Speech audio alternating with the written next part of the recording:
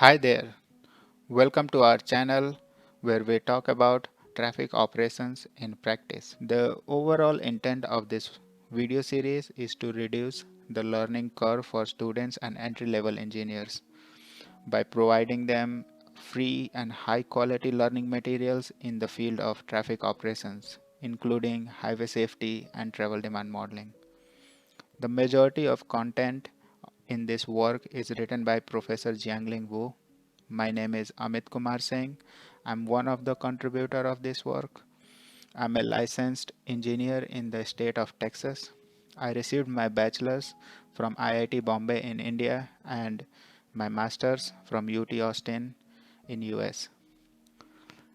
Other three contributors of this work are Priyanshu Singh, who works in the field of artificial intelligence, Nidhi Kumari, who has a background in computer science and is a programmer, and Namrata Kumari. She has a background in electrical engineering and currently she is working as data scientist. Now let's get to the main content. In previous video, we had a brief introduction of trip distribution method.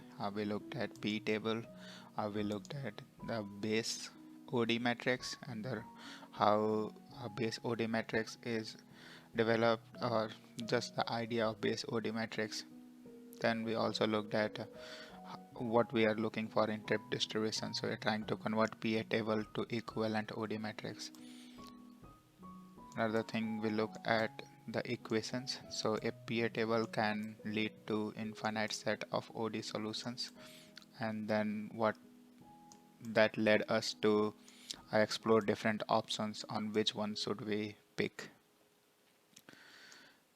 In this video, we will be discussing some of those options. There are two ways of picking this ODS. One, if the base OD matrix is available and we think is a good base OD matrix, then we will be using something called growth factor method.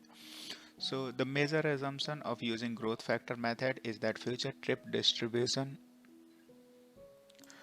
will follow the base OD matrix, while future production attraction will increase according to the growth of production attraction of base OD matrix. So what it's saying is, let's say my base OD matrix going from zone 1, zone 2, zone 3, zone 4 is, let's say there are 5 vehicles here, 10 vehicles here, let's say 20 vehicles here, 25 trips here. And let's say we are trying to project it in the future. What it's saying is this ratios will remain constant. So in future, so currently this has 15 vehicles, 15 trips going from zone 1, and from zone 2 there are 45 trips. A lesser number of trips in future are, we ran the trip generation model for future and we figure out number of trips in future are 30 here and 90 here, or just for a change, let's say 95 here. So what it's saying is the trip pattern will remain the same. So we will figure out what equivalent proportion we need to multiply such that this number remain in the similar ratio. So 5 might become 10, 10 might become 20 to bring this up to 30. And then this 20 might become, let's say 40 or 42, and this 25 might become 53 such that it becomes 95. So what it means is the base OD pattern, this trip pattern, there are 5 vehicles here, there are 10 here, there are 10 vehicles here, double than 5, then there are 20, or it can go vertically to there are 5 vehicles here, there are 10, double, there are 20 vehicles here, there are 42. So all in all, we are trying to maintain the base OD for the future trip matrix, but with a higher number. That's what this is saying.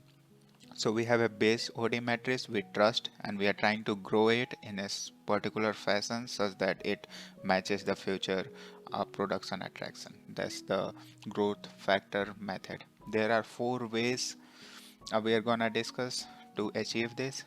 Since the PA table we know is not only two ODs, these are let's say 3000 by 3000 matrices. It's not very easy to just multiply with a number and convert to future OD such that all the production matches and all the attraction matches. So we have right now we have only two numbers, but in reality we may have 3000 numbers here and 3000 number here, and we kind of need to match all 6000 numbers from the future OD or future PA table. So to achieve this, there are four methods we are going to discuss. First one is average growth rate method. In this method, the future trip is calculated as this equation. Future trip is equal to base year trip plus adjustment 1 plus adjustment 2. Adjustment 1 is related to production adjustment. Adjustment 2 is related to attraction adjustment. So let's look at a quick example. The same example we had. So 5, let's say 10, let's say 20, and let's say 25. And let's say in future what we want is 30 vehicles here and 95 vehicles here. So my EI, the first parameter, so when I sum this up, this is 15, and when I sum this up, this is 20, 45.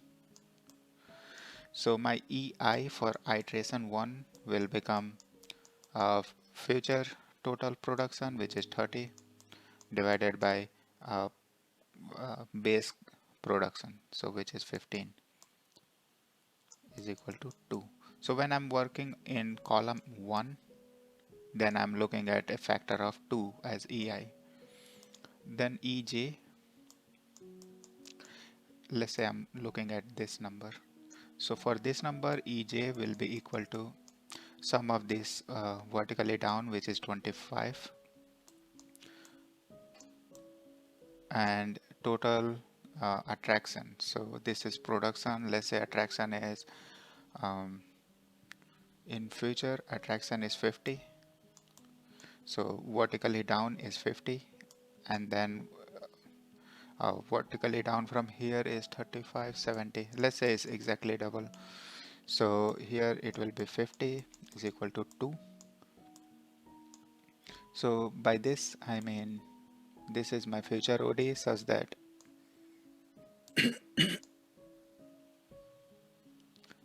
the sum is equal to 30 and the sum here is 95. Vertically the sum here is 50 and sum here is 70. That's what I'm looking to fill up these four numbers such that this is my future OD. So my E1 is equal to 1, EJ is equal to 2, and my future, this number will be T11 is equal to T small 11, which is base number, which is 5, multiplied by uh, E E1, which is 2, plus EJ, which is 2, divided by 2, and this becomes 10. So in future my this number becomes 10. Now we can do the same calculation for other ones and then figure out whether we are close to where we want to. So we want the verticals to sum up to 30, and for the second vertical we want it to sum it up to 95, and for this we want to sum up to 50, and this one 75. Let's say we came up with all the numbers. In first one we came here 25, let's say 90 here, let's say 20 here, and let's say 60 here. So then we figure out whether this is 40. So then they figure out whether these are close enough to where we want to be, and if they are close enough we call it done. If they are not close enough, then what we do is we use this as base number and then try to do the same thing again, and slowly the algorithm converges. So this is average growth factor method, and the conversion discussion is provided here. After calculating Tij for OD of the OD matrix for the first time, the production attraction based on future OD matrix may not match the future production attraction form from the PA table. Most of the time it will not match exactly. So what we do is we just do the same thing again, considering this new matrix as base matrix. This process is repeated until production attraction based on the future OD matrix is close to the future production attraction from the PA table and typically within 5%. So if all the numbers are within 5%, we call it converse and then we stop. Second one is for Furness method. Furness method is almost exactly same as first average growth rate method, uh, but the steps are just split into two parts. So in first part we adjust the production, and in the second part, in first part we use this multiplier from the production, and in the second we use the multiplier from the attraction. So first we adjust all the, so this is my base OD. In first part we fix the base OD such that it matches the future production. So what we do is we change all the numbers, we bump up all the numbers in a ratio such that the future production are matched, and then the attraction will not match, most likely will not match from where we want to be. So what we do is we then change it such that all the future attractions are matched using these equations. So in the next step, all the all the attractions would match to each other, but then productions will mess up, and then we run the iteration again. So this is the Furness method. So first we fix all the productions, then attractions will go off, and then we match all the attractions, then the production will go off. We will look at the example of all three below. So is some of the examples are given in detail below, and we will look how these are calculated through Excel. Then the third one is Fratar method. Before moving to Fratar method, we should know that um,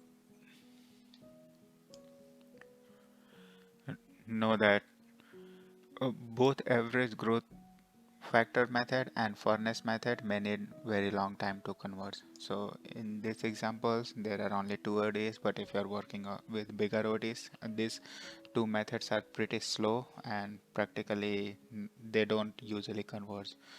uh, it might take a long time for them to converge. So to speed up the process, there is a new method. It's not new.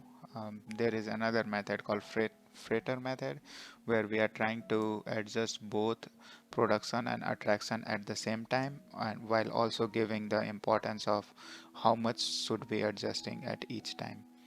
So it's hard to explain it through formulas here. You might have seen this in university and might have seen this in exam. So what I will do is I will explain this one with example we are going to do.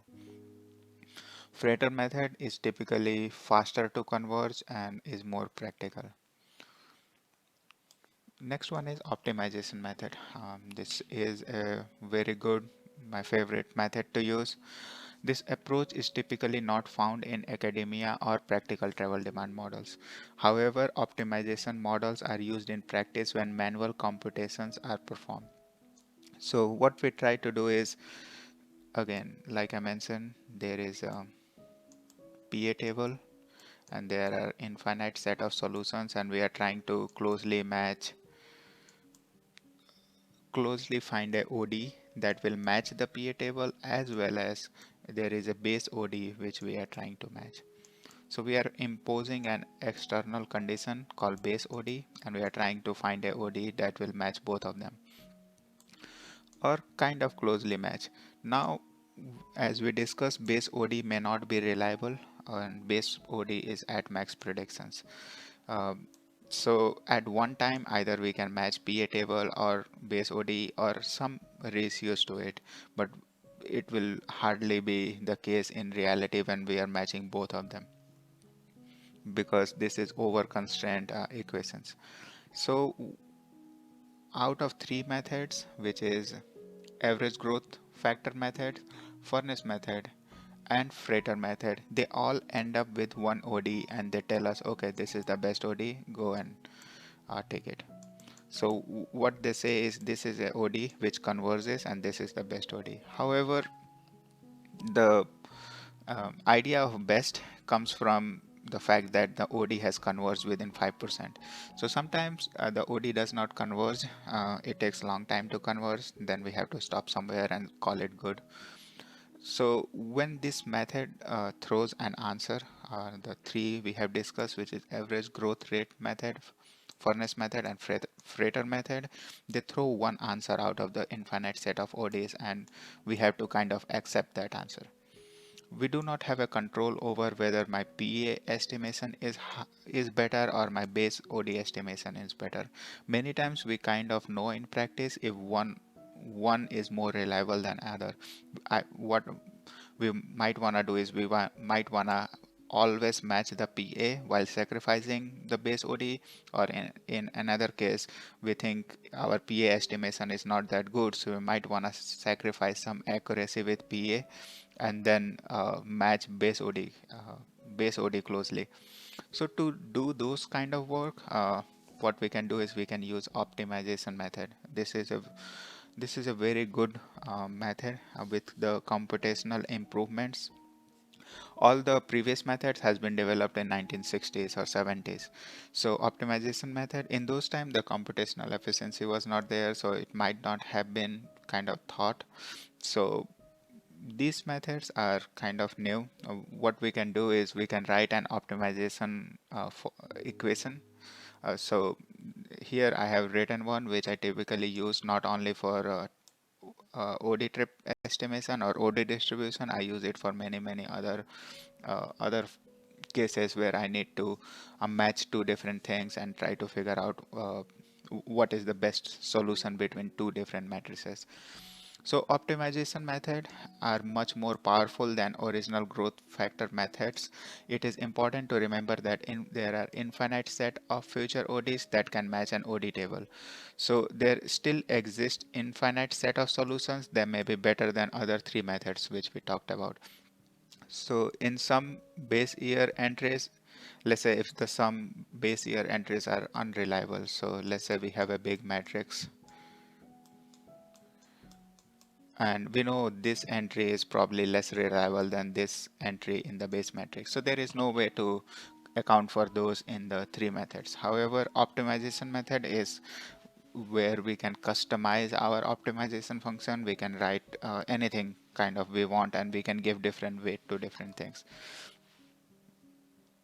So the optimization method can account for future trips and reliability of the base year trip distribution. The objective function of optimization method depending on traffic engineering judgment and local site conditions. So the objective function can be written in many ways. This is just one way of writing it. This is what I use. It looks complicated, but actually it's very easy. I will explain it through an example. It just looks complicated in the mathematical notation forms, but it's actually very intuitive. And the objective function can be changed from engineer to engineer. You can write your own equations that may be better than this. This is my personal experience over the years, and I have modified it to kind of match here.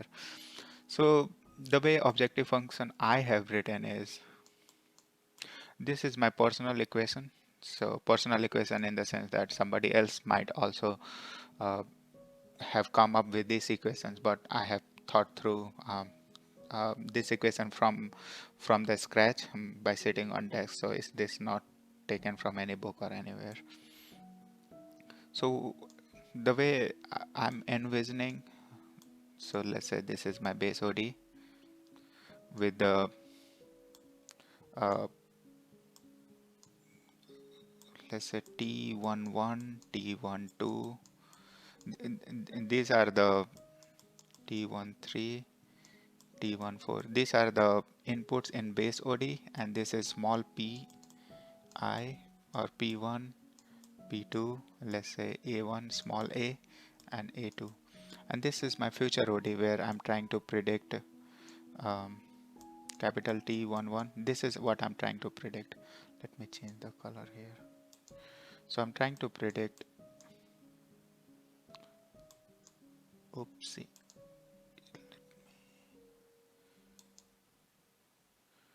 hopefully, sorry.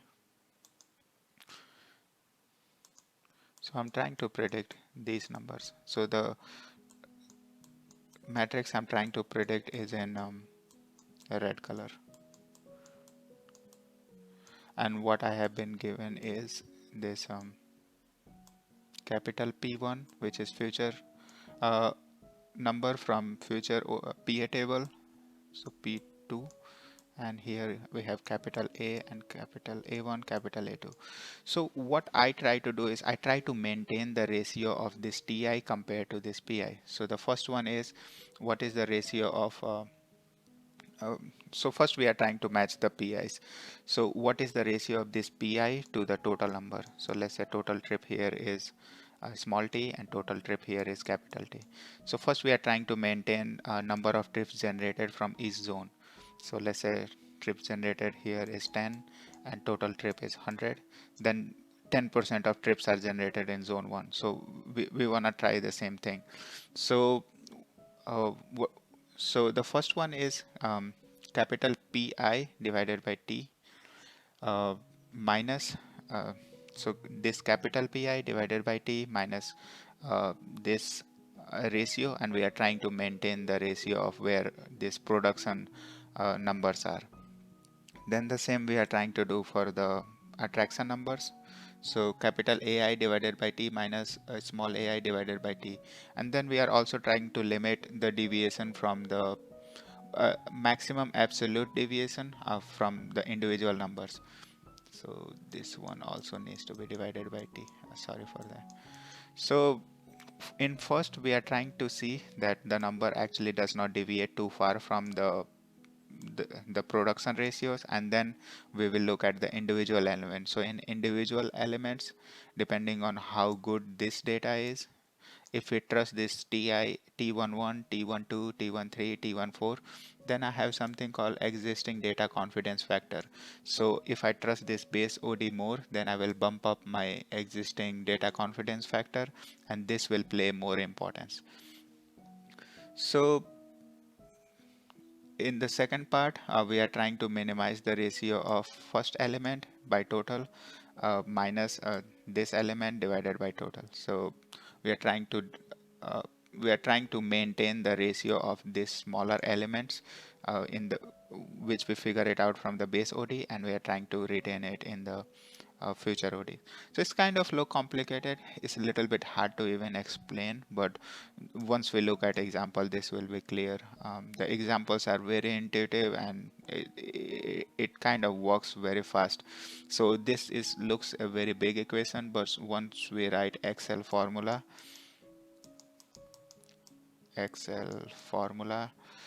then uh, and just kind of hit button, and this gets solved by itself. So that's where we are. Uh, let's read through some the next paragraphs. So the objective function minimizes the total and maximum deviation from future production attraction while maintaining the desired OD ratios. So this is trying to maintain future OD production and attraction, and this is trying to keep the desired ratio of existing ODs. An additional parameter lambda is introduced to control the deviation from future production attraction and base OD ratios. If the existing data confidence factor is low, then the final OD matrix will be closely matching the production attraction. And if the existing data confidence is high, then final OD matrix will be similar to the OD ratios. So we will play with the existing data confidence in the example and see how this plays out. This is just one optimization formula I thought of. You do not necessarily need to follow this. You can follow your own optimization and just have the objective function and solve it pretty much. This is just something I use. It's kind of hard to provide it in the notations, but it's actually pretty easy to just write a formula in Excel. So there are several methods to solve optimization problem. One such solution approach is to solve optimization problem as bi-level optimization, where upper level optimization is solved using bisection method to determine lambda, and then fed to lower level optimization. So what I typically do is at every step I solve it as 2-level optimization, where I use bisection method. bisection method to solve for lambda at each step, and at each step, once I know the value of lambda, then I solve for capital Tij here. So I solve for Tij and this Pi's. So I solve for Tij and Pi using golden section method we will discuss later. Or we can use many other kind of optimization method. Excel has its own solver which user can use.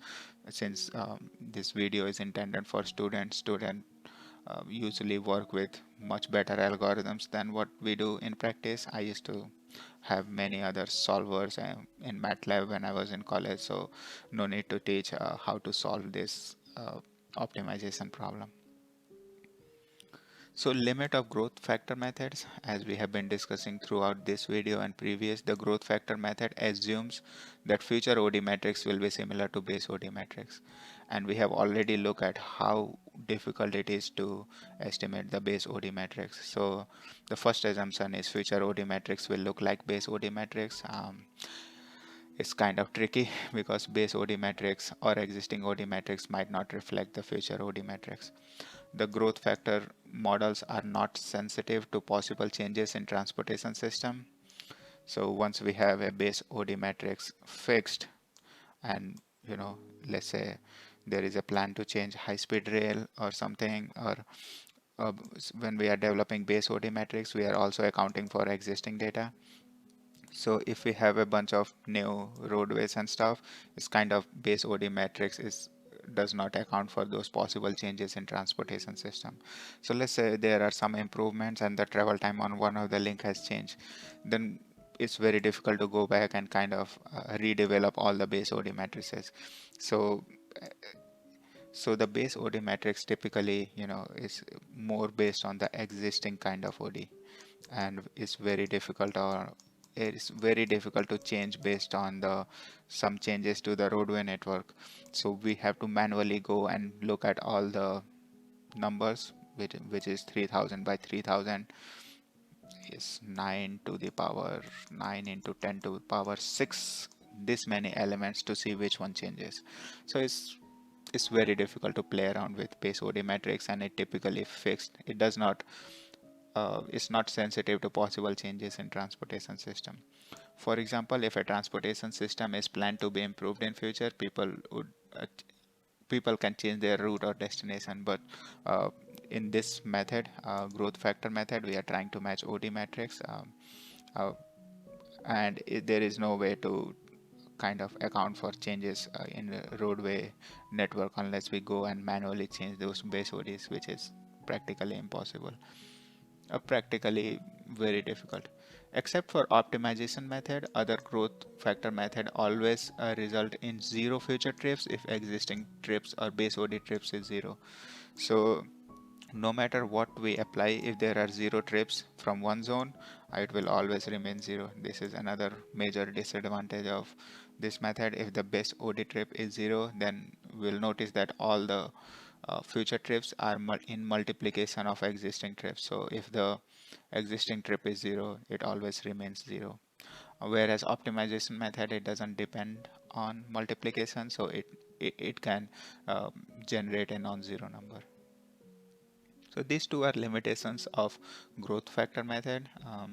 What I will do is I'll open the Excel on the right, and we will go through these examples. Let's look at the example we have in the book. So what I have done is I have solved those examples in Excel, and we'll go through the Excel for all four methods one by one. So here what I have is, let's look at the question first. So what we have is, here we have a base OD matrix coming from, let's say, existing year, based on existing year, and these numbers are representing what we are expecting the travel pattern to be for the future. Here we have future PA matrix. This is future PA matrix. We want to come up with a new future OD matrix such that the ratios are maintained same as the base ODs, and such as the production and attraction is matching the future PA table. So that's the aim. So let's say we are going to use all four methods and our convergence criteria is 5% error. So on the right hand side, what I have done is I have put this number 823382519, same as what we have here, and then the sum of them here. And what I have done is I have took these numbers from production and put it here, and I have these numbers from attraction and put it below here. That's how we typically start. Now what we can do is we can figure out EI and EJ. So EI is calculated here as the ratio of um, capital PI divided by small pi. So these are my EIs. My EJs are capital AI divided by small ai. So these are my EJs. So in step 1, we are taking each number in the matrix, then multiplying it by this number. Let's say I'm looking at this number 8. So if I'm trying to predict this number, let me zoom in a little bit. So if I'm trying to predict this number, then we are taking this number 8, multiplying it by sum of this and this divided by 2. So if I'm looking at this formula, so 8 multiplied by 2.15 plus 1.45 divided by 2. So that's how I got 14.4. So similarly, we can write the formula for all the rows and columns. So I have kind of manually written all this formula, and then we will come up with new PIs and new ages. Notice that the earlier PI were different from each other, but now they will be close to this final number. For example, this is 29, this is 30. They start to kind of slowly converge. Still this 21 is away from 16 and this 37 is slightly away from 40. So what we will do is we will calculate EI and EJ again and repeat the same process. So in this one we are now more closer to the final number. Then we repeat the process again and again and again. So in step 6 what we noticed is these EIs, we are almost exactly matching the EJs. So now our error tolerance is 5%. So let's go back. So the error here is 14%, error here is 9%, error here is 1%. Because we are working with number 1, we can just look at it and tell what the error is. So error here is 12%, error here is 3%, error here is 3. So in step 1, the maximum error is I'm looking at this one, so it is 24%. So right now we have a 24% of maximum error in step 1. In step 2 we have a maximum error is 12 here and 14 here, so we have a maximum error of 14%. In step 3 we have a maximum error of 8%, which is here. In step 4 we have a maximum error of 7%, which is here, but we want the maximum error to be less than 5%. So in step 5 we have a maximum error of 5%, which is here. So in step 6 we have a maximum error of 4% here, which is within our threshold, and we will call it good. So this is our final number after running through 6 iterations using the first one, average growth factor method. This is how we reach to the future OD. So this is my future OD, and then we round it up to make it look nicer. So that's what this example goes through. So it gives each step, and the final ODs come from here with the rounded numbers. So 9.90, 1.75. I guess there is one more step here. So 9.95, 1.57. Sorry, so the solution for first average growth factor method is just right here. So 9.99, 1.61, which is here, and here the error is 5%. Now it's kind of subjective on whether we want to call it good or not. We can call it good at this stage. So there is step 6, which we can go further and reduce it within 5%, but 5% is good. Now the second method is Furness method. We will do the exact same thing using Furness method. I will hide this rounding thing on the right, and this is the average growth rate method, and we reached at step 0.99, which is here. So in the Furness method, like we saw earlier. This is our base OD, and this is small pi, which is the base strip numbers, and this is capital Pi. So let me quickly change these settings, and this needs to be okay. So the one highlighted in this kind of light red or light orange color, somewhere in between, is the existing or base OD numbers. So in the Furness method, first we calculate EI and EJ like we did earlier, but instead of summing them up and taking an average, the first step is to use the EIs only and forget about EJs. So here you'll notice what I have done is I took this 8 number multiplied by EIs. By doing so, all of my productions are exactly matching like I mentioned in the video before, but my attractions are messed up. So my EIs are 1, but my attractions are messed up.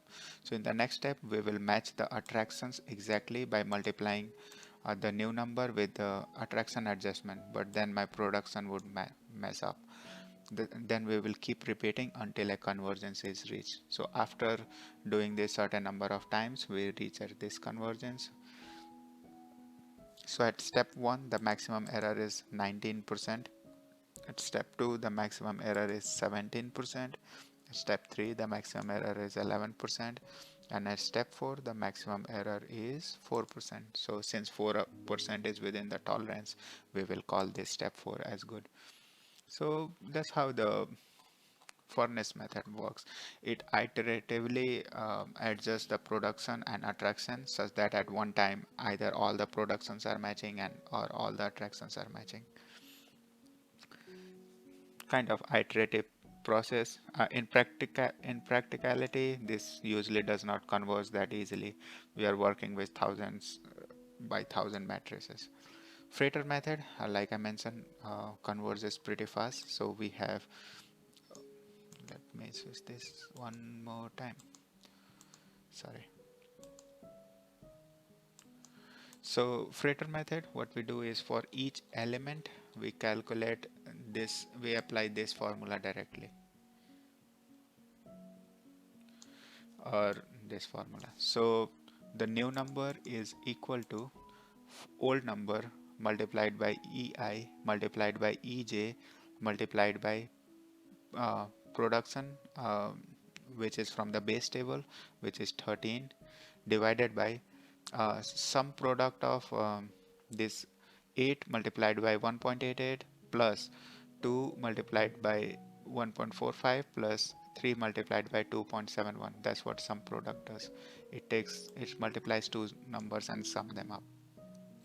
So this is how the formula looks like for the Fratar method. So once I hit enter, we'll get the first number, and similarly we can drag this formula. So the first number is 9.21 coming from here. Then we can just drag this formula. Sorry. If the formula is written in a smart way, we can drag it, but not always. So what I have done is I have manually calculated these 3 rows and written the formula again and adjusted it again. So this is our number where PIs and AJs are kind of closely matching. So it will always match the PI because we are adjusting with respect to PI here. Usually in Fratar method, we adjust respect to PI. So PIs are always matching and PJs are not that far off either. It's just 12% error just in step 1, which is a very good number compared to what we were getting from previous methods. So in previous method, we had 19% error here, and in this one we have 17% error, but here we have 24% error. So Fratar method, like I said, is not that bad. So what I did is it matched the productions completely, and even for the attractions it's only 12% off, 14% off here. No, this is 4% off, this is 10, and this is 12, so maximum of 12% off. We will repeat the step one more time, and then notice just in step 2 the equation has converged. So in step 2 we ran it again, the productions are always matching, and we did the exact same formula, we applied the exact same formula, and now the attractions are within 2% of error. So that's how Fratar method works. It converges pretty fast, it just needs a little bit more kind of formula writing or equation writing. The next one is gravity method, which we will discuss next after we complete the theory. But after gravity method, we have this optimization method, which is my favorite. So in optimization, what we are trying to do is, let me try to show all the numbers here. So I have written an optimization in the macro, which I will run from another screen. So in optimization method, a bi-level optimization method was used to find optimal solution. The upper level optimization is solved using bisection method to determine lambda, like I mentioned, which is then fed to lower level optimization. The lower level optimization is solved using golden section algorithm. There are many methods to solve optimization. I don't need to kind of go through or teach how to solve optimization problems. Is very straightforward, and the new generation of students are much smarter than what we used to be. So assuming somebody can write optimization equation, so the optimization function is written here. Right now it's throwing an error because we haven't filled up the number. So what I'm trying to do is, first I'm trying to sum up BW18. So where is BW18? Let's see. BW18. So the first number we are trying to sum up is, I wish this was a little bit down. Okay, perfect. So we are trying to sum up these errors. We are trying to minimize the error, so we are trying to sum up the error. So the first error, the way I have defined error is, I have looked at this AI, uh, which is coming from which is coming from the original AI number, which is 30, and I have another AI which is the absolute difference between original number and the current number. So currently all of my matrix numbers are 0. So for example, let's say, let me fill this up with a number, hypothetically a number 10. So this is my future OD matrix, and I'm hypothetically filling it with 10. So right now my error between this number and this number is 0. Then error between 11 and 30 is 14. Error between 38 and 30 is 8. So what I have done is I have took the absolute.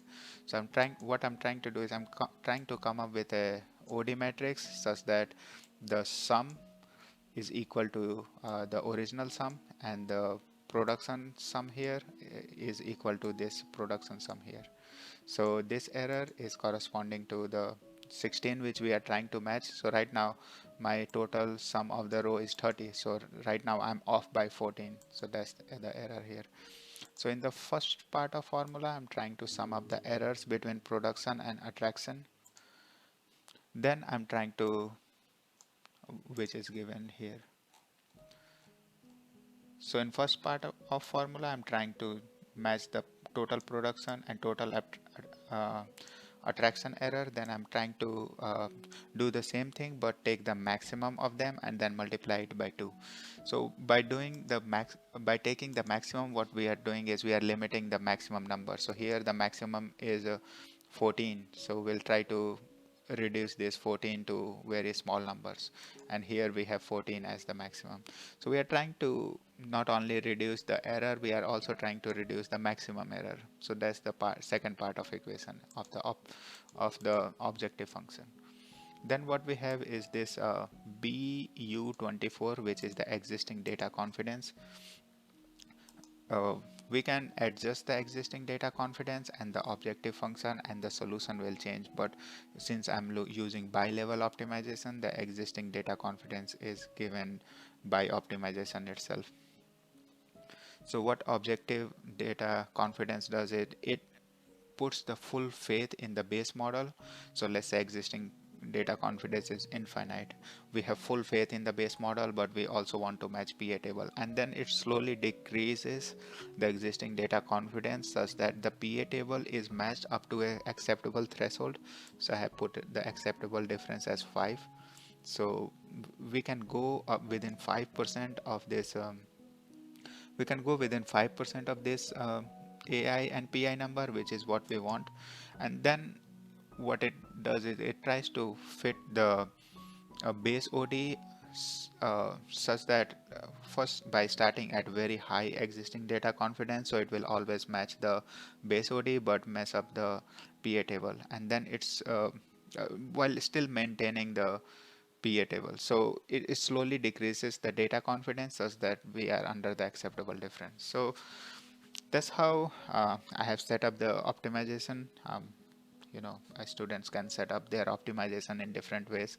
This is just using two bi-level optimizations. So what I will do is I'll delete these numbers, because so the second part of optimization is this existing data confidence, then sum of which is coming from here, absolute uh, difference in ratio error, and then maximum difference in ratio. So those ratios are defined here, which is BV. Yeah, those ratios are defined here. This ratio is just the ratio of this number to total minus the ratio of this number to total. So this is the total ratio. So the first part we are trying to match the PIs. In this part we are trying to match the AIs. Then in this part we are trying to reduce the maximum of PI error. And this part we are trying to reduce the maximum of AI error. Here we are trying to match the ratios such that the ratio of 8 to 16, 8 to 13 is similar to the ratio of this to this. And then in the second last one, we are trying to reduce the maximum error in the ratio itself. So what I will do is I'll delete this. I will hit run on optimization, and let's see. So we'll see the algorithm I have written in macro is doing the trip distribution, and after some time it would converge. The good thing about the optimization equations compared to other methods is it looks like we mentioned there are infinite set of solutions. So it looks at different possibilities and try to see which one fits the best, and it just does not throw away one answer, and it just does not converge to one single answer and say okay, this is what you want. What we can do is we can manually set the existing data confidence if we have more confidence, and let the error be higher. So let's say we have a full confidence in base OD and we want the error to be higher. Let's say the error is acceptable up to 20%, then we can change those and increase the existing data confidence and solve the optimization again. So in this case it has converged to this number. Let's see what number we have in the example.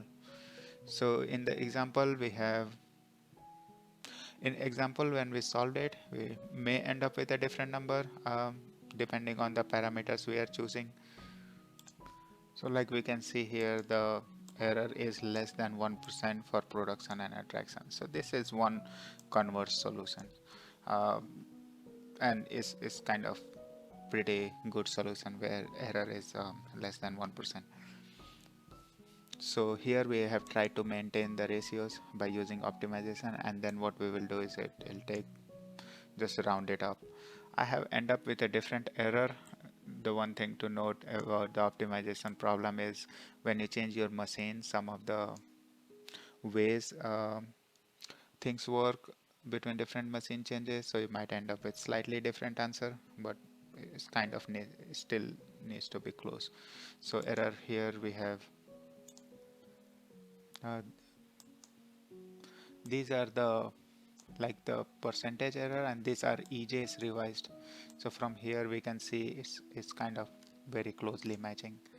So 6.47, the total is 29.9 compared to 30, 16.6 compared to 16, 38.023 compared to 38, which is coming from here.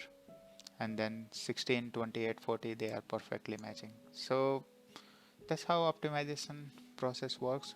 It has converged to a different number uh, by changing some parameters. Like I said, there are infinite set of solutions. Previously, based on different factors we are using, it has converged to a different number, but still that this error is within the 5%. So this is another example of infinite set of solutions where I have one solutions which has converged in the book, and now there is another solution which has converged, and then there are some solutions we came up with different method that has converged such that the base matrix are matching and PA table is matching. So I hope this helps. The optimization model by far is the best way to kind of match different matrices. It's not only applicable for OD trip table, it's also applicable for many other things. In simulation, in traffic ops, we can use the optimization method in a lot of places. So I'll highly recommend to get a kind of good understanding on how this optimization method works. And the other methods have got outdated. I would not use any other method in practice. Optimization method kind of does everything the other methods do. Thank you for joining, and next video we will be discussing gravity model. In gravity model, like I said, when the base OD is missing, we use gravity model. So gravity model is a way to generate a base OD.